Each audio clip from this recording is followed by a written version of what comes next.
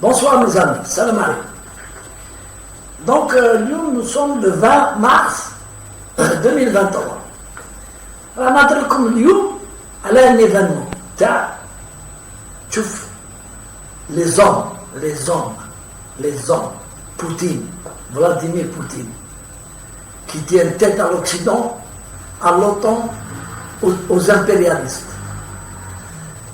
Et qui, bien sûr, la machine de répression s'est abattue sur lui. Combien l'Union européenne, sur ordre des États-Unis, déroule des sanctions pour affamer son peuple. Pour affamer son peuple et pousser son peuple et notre peuple. Les Russes, qui m'a les pays d'Afrique, ou les pays arabes, مشوا على كروشهم.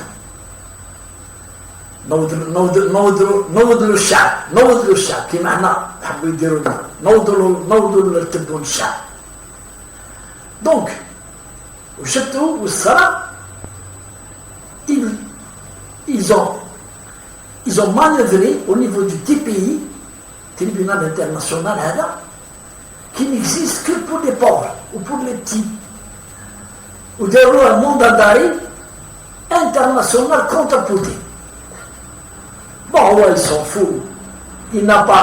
La Russie n'a pas adhéré le TPI, ou me trache maintenant. Mais sur le principe, pourquoi pas les dirigeants américains qui ont tué des millions de Mosses en Irak n'ont pas été 1,5 million, 500 000 enfants.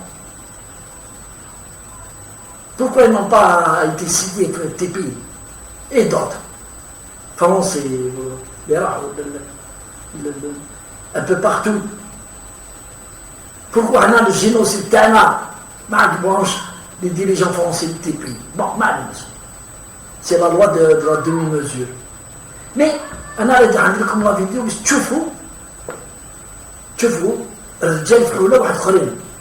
voilà qu'aujourd'hui, le président le président chinois, il est venu en personne en URSS, où dans une réunion, il a signé des pactes avec Poutine. Je fais la vidéo et je reviens. Que Xi Jinping soit le premier dirigeant important à venir sur le sol russe depuis le déclenchement de la guerre en Ukraine n'étonnera personne. C'est la 40e fois que le président chinois rencontre en tête-à-tête Vladimir Poutine, son meilleur ami, disait-il en 2019. De plus en plus isolé, le Kremlin et ses propagandistes ne cachent pas leur enthousiasme. Comme le disent nos dirigeants, les relations entre nos deux pays n'ont jamais été aussi bonnes. Les meilleures en 400 ans d'histoire des relations russo-chinoises. Depuis l'annonce de cette visite, les experts russes se perdent aussi en énumération. Drones, missiles, chars. Quelles armes les Chinois pourraient-ils décider de fournir à Moscou? Les deux chefs d'État doivent signer en effet une déclaration commune pour accroître leur coopération stratégique. Moscou parle de futures collaborations militaires, mais officiellement Pékin n'en est pas là. Et si elle a bien condamné le mandat d'arrêt de la Cour pénale internationale contre Vladimir Poutine, la Chine mesure très prudemment son soutien. La Chine tente d'atteindre plusieurs objectifs différents au cours de ce voyage et l'équilibre sera difficile à trouver. Elle veut d'une part affirmer le partenariat stratégique avec la Fédération de Russie pour montrer que les tentatives américaines de diviser la relation et de la rendre coûteuse pour la Chine ne fonctionneront pas, mais elle veut aussi éviter les coûts économiques et de réputation en Europe. Ami de Moscou, mais pas complice. Pékin n'a aucun intérêt à voir son allié russe affaiblir, mais en se rendant en Russie, Xi Jinping a aussi et surtout une occasion de redorer son blason sur la scène internationale. Au-delà du fait que la Chine s'est impliquée dans la solution du conflit russo-ukrainien, elle voudrait se positionner dans le monde actuel comme un pays pacificateur tout en s'opposant activement aux États-Unis. Sur l'Ukraine, Xi Jinping devrait donc surtout insister sur son initiative de paix en 12 points. Les deux chefs d'État doivent aussi évoquer d'ici mercredi d'autres questions stratégiques liées à l'énergie, comme les exportations de gaz et de pétrole.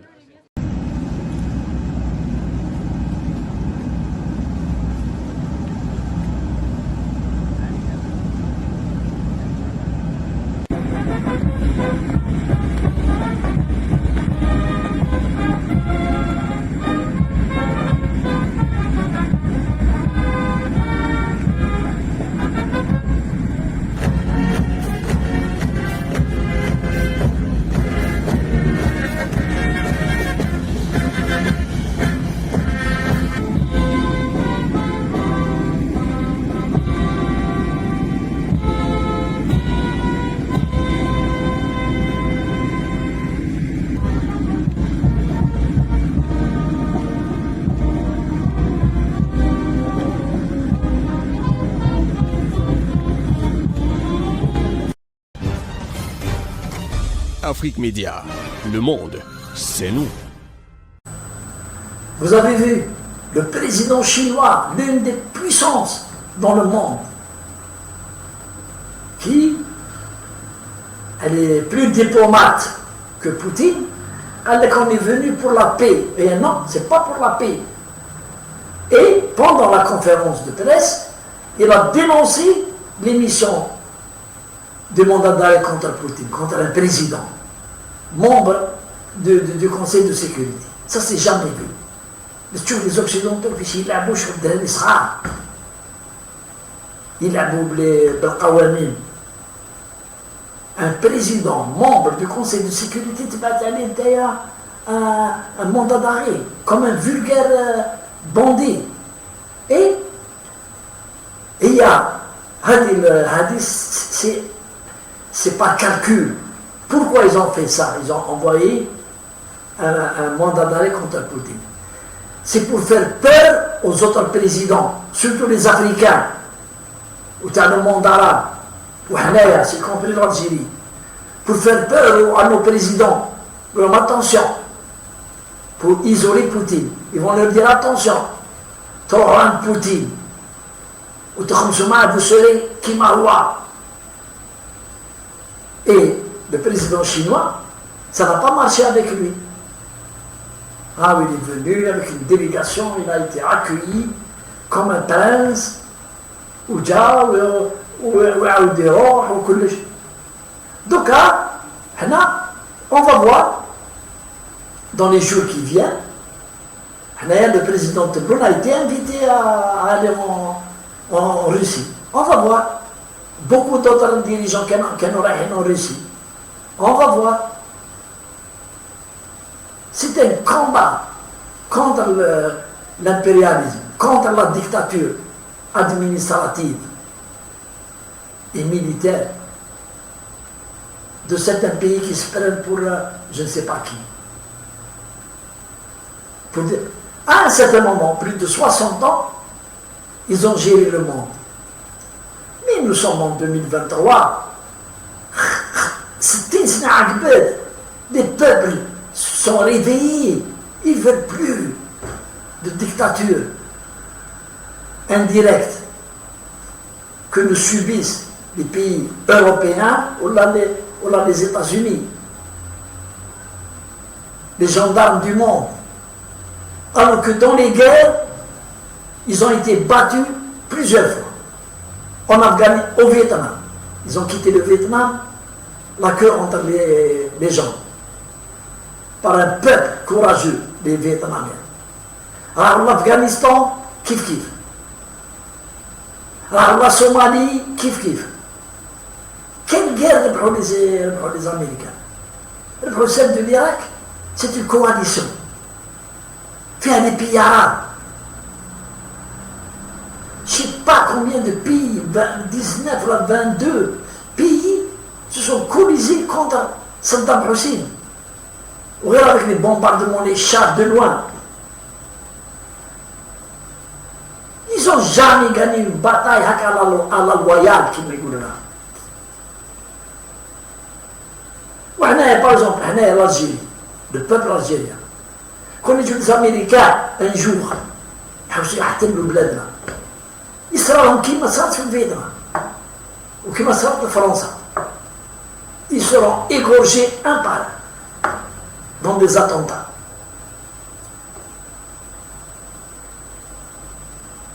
Donc, bravo à Poutine, qui est en train de défendre son pays.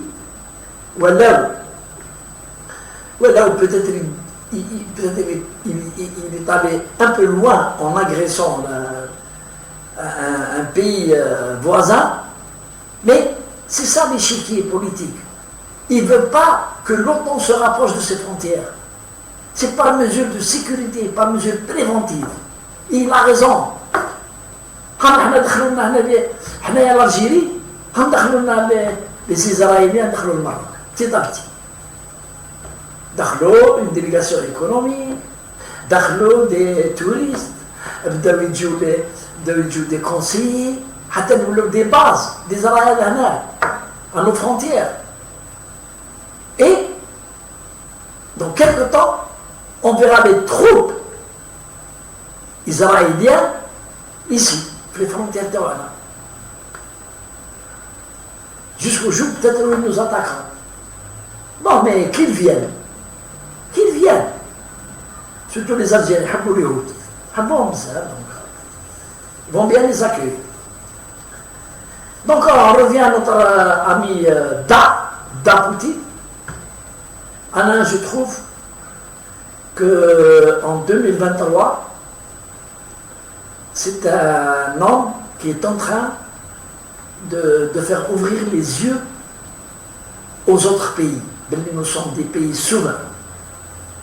Nous sommes des pays, on a nos peuples, on a nos intérêts, on a كلش, et on doit se défendre.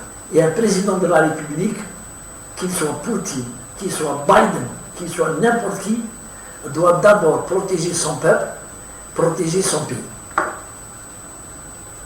Ah, il y a la devise d'un dirigeant, d'un président de la République.